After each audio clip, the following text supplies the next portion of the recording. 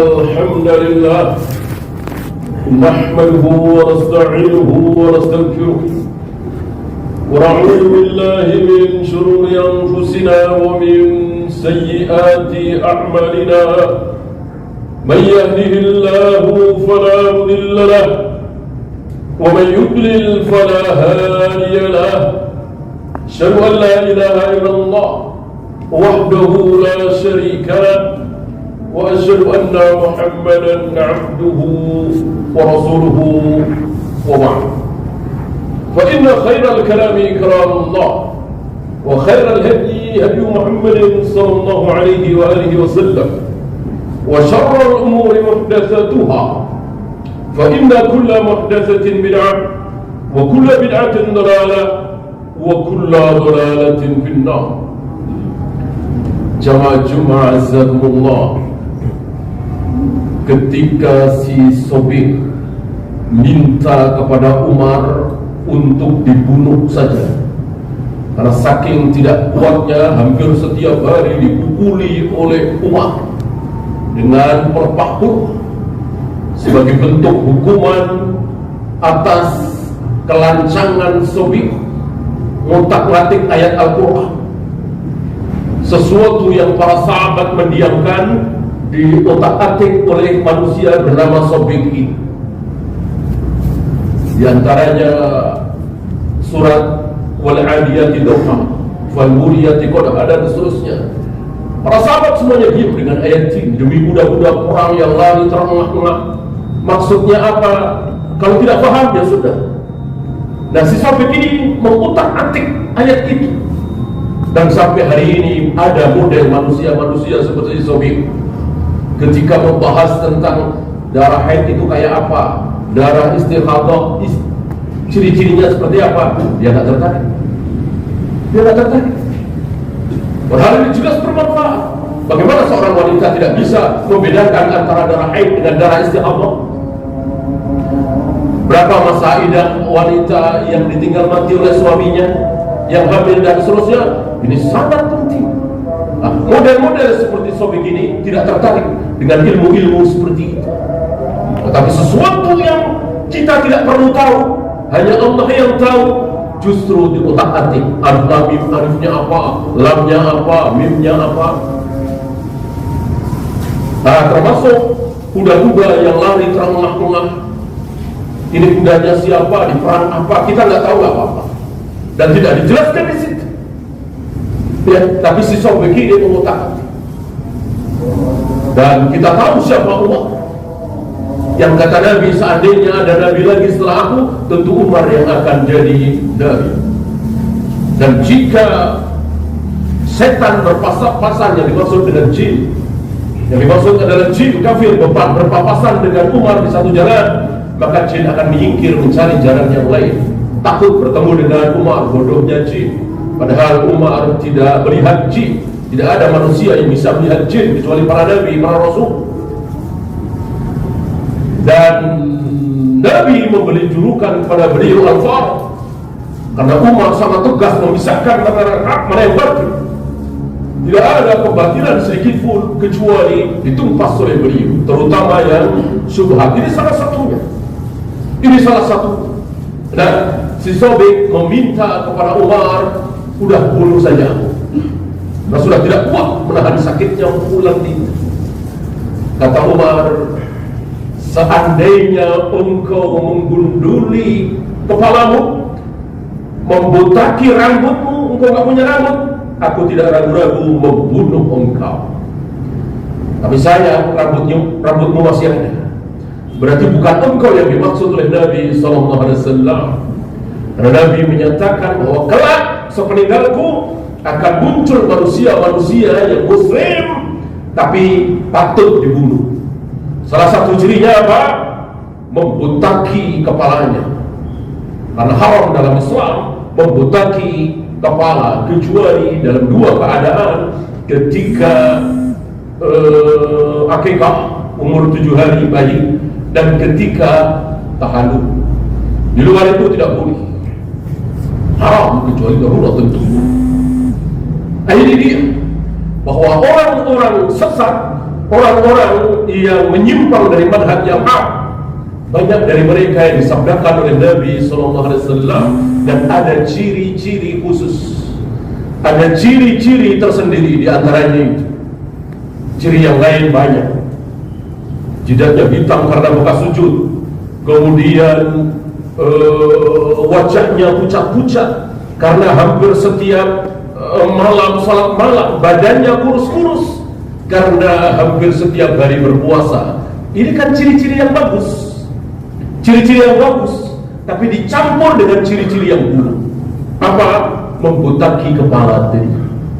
Antara yang hak dengan yang batil dicampurkan. Itulah ciri-ciri firqah. Beda dengan Ahlus Sunnah, beda dengan as-salaf. Tidak tercampur dengan kebatilan. Bukan tidak tercampur dengan kemaksiatan. Tidak ada manusia yang belum pernah bermaksiat yang berupa syahwat. Yang dimaksud subhat. Disebut Ahlus Sunnah insyaallah yang tidak kemasukan syubhat, bukan tidak kemasukan syahwat. Enggak ada manusia yang tidak bersyahwat, enggak ada manusia yang belum pernah berbuat dosa, hatta para nabi, para rasul. Apakah Nabi Yunus meninggalkan kaumnya tidak dosa? Kan dosa. Apakah Nabi Ibrahim berbohong 3 kali? Salah? Ya salah.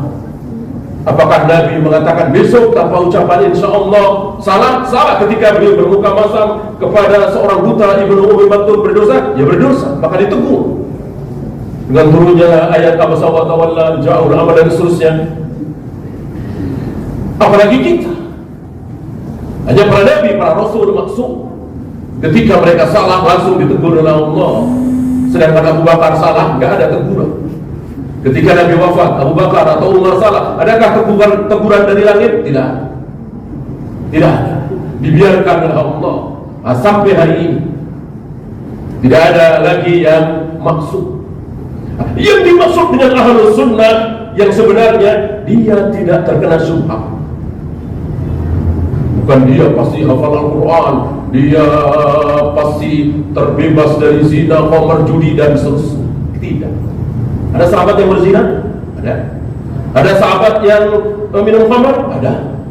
Apakah sahabat ini terkena syubhat? Tidak. Mereka tidak terkena syubhat, terkena syahwat. Maka yang wajib kita perhatikan, kita terkena syubhat atau tidak. Nah, tidak sadar. Yang tahu kita terkena syubhat atau tidak siapa? Orang lain. Diri kita tidak tahu. Kalau tahu ya enggak bakalan terkena. Orang syubhat itu kesalahan, keburukan. Kalau kita tahu bahwa itu buruk, ya tentu kita buang. Justru kita terkena syubhat karena apa? Karena kita tidak tahu. Maka hati-hati. Jangan sembarangan duduk, jangan sembarangan mencari ilmu, jangan asal seru, asal lucu, asal banyak hafalannya, nggak taunya terkena syubhat. Aqulu qawli hadza astaghfirullah li wa lakum.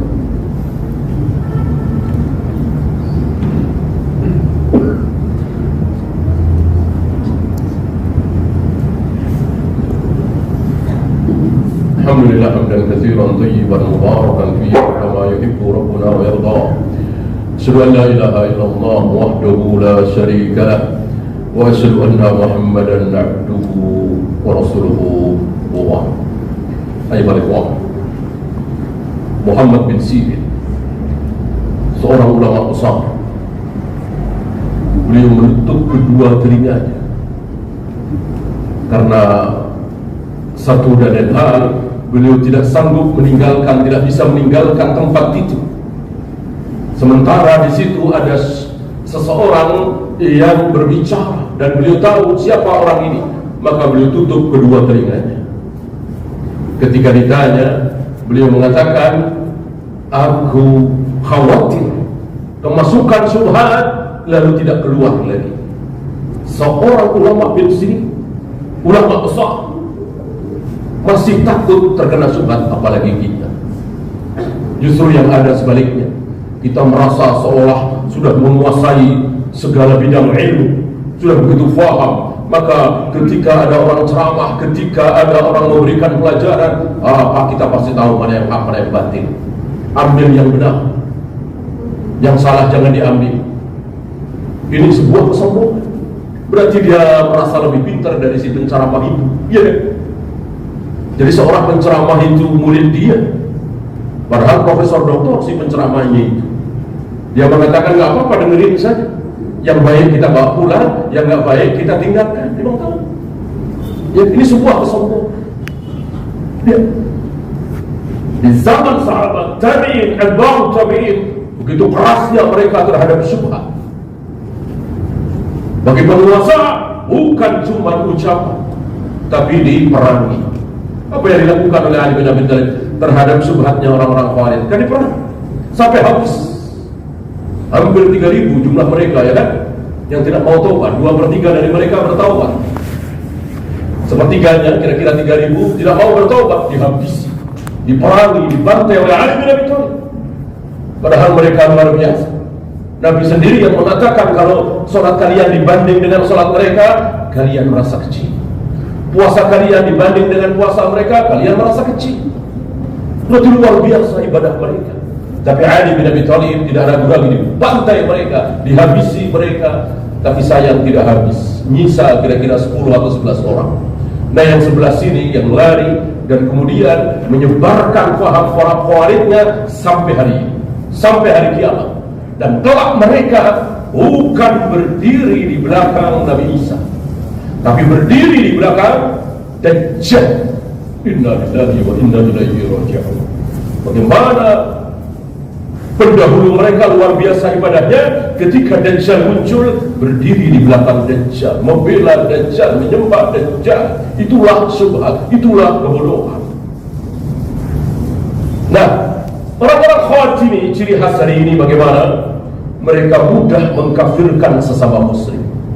Karena bagi mereka muslim itu harus sempurna. Muslim sempurna itu bagaimana? Salat, puasa, zakat, haji, tidak berzina, tidak minum khamar, tidak berjudi, tidak mencuri, tidak korupsi. Itu muslim yang sempurna. Maka ketika tidak sempurna, taruhlah minum khamar sekali, kafir. Berzina sekali, kafir. Berjudi, kafir. Bahkan berbohong, kafir. Ini akidah sesat orang-orang Khawarij. Maka mereka terlalu mudah mengkafirkan sesama muslim. Dan mereka mengelompok. Mereka tidak mau sholat di masjid-masjid kaum muslimin. Mereka punya masjid khusus. Dan di antara mereka pun berpecah, saling mengkafirkan lagi. Dan ada baiatnya. Dan ini hari ini sedang kita saksikan. Mereka yang terkena syubhat Khawarij, tentu mereka tidak mengakui kami adalah Khawarij, tentu tidak. Mereka merasa bahwa kami Islam yang sempurna, Islam yang hebat. Tapi mereka betul-betul Khawarij yang disabdakan oleh Nabi SAW, yang Ali bin Abi Thalib bertemu untuk pertama kalinya, dan Ali tidak ragu mengamalkan sabda Nabi, habisi, perang. Seandainya pemerintah hari ini mau mengikuti sunnahnya Ali bin Abi Thalib, habisi, perangi Khawarij itu yang mudah mengkafirkan sesama muslim, yang tidak mau taat kepada pemimpin, yang menjelek-jelekkan pemimpin, yang mencaci maki pemimpin di depan umum. Ini ciri-ciri Khawarij. Para ulama tidak ada yang seperti Imam Ahmad yang betul-betul dizalimi oleh Khalifah Al-Ma'mun. Para sahabat dan para tabi'in yang betul-betul menyaksikan kezaliman pemimpin Hajjaj bin Yusuf, semuanya diam. Tidak ada cacian, makian, hujatan, apalagi demo turun ke jalanan. Ini salah satu syariat Khawarij. Berdemo menentang pemerintah setelah terang-terangan kebijakan pemerintah, ini salah satu ciri Khawarij.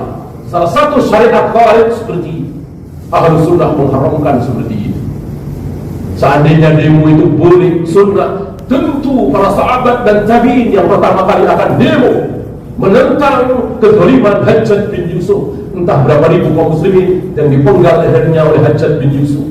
Tapi tidak ada satupun yang protes, demo dan seterusnya. Mereka di majelis-majelis mereka asyik berbicara tentang Al-Quran, sunnah, tidak menyinggung-nyinggung sedikit pun. Mereka bersabar sebagaimana wasiat Nabi SAW, jika kalian dipimpin oleh pemimpin yang zalim, yang buruk, yang korup, sabar, jangan ada cacian maki. Maka kesabaran mereka membuahkan hasil. Allah matikan Hajjaj bin Yusuf, Allah ganti dengan khalifah yang luar biasa, Umar bin Abdul Aziz. Bandingkan dengan kita ketika kita diuji dengan pemimpin yang waktu itu tidak bisa mengontrol doa naik luar biasa. Tahun 98, 99 nggak salah, gulingkan, ya, demo, akhirnya sampai hari ini masih seperti ini karena kita tidak sabar. Allahumma salli ala Muhammad wa ala ali Muhammad kama sallaita ala Ibrahim wa ala ali Ibrahim innaka Hamidum Majid. Allahumma ighfir lil muslimina wal muslimat wal mu'minina wal mu'minat al ahya'i minhum wal amwat. ربنا لا تزغ قلوبنا بعد إذ هديتنا وهب لنا من لدنك رحمة إنك أنت الوهاب. ربنا آتنا في الدنيا حسنة وفي الآخرة حسنة وقنا عذاب النار.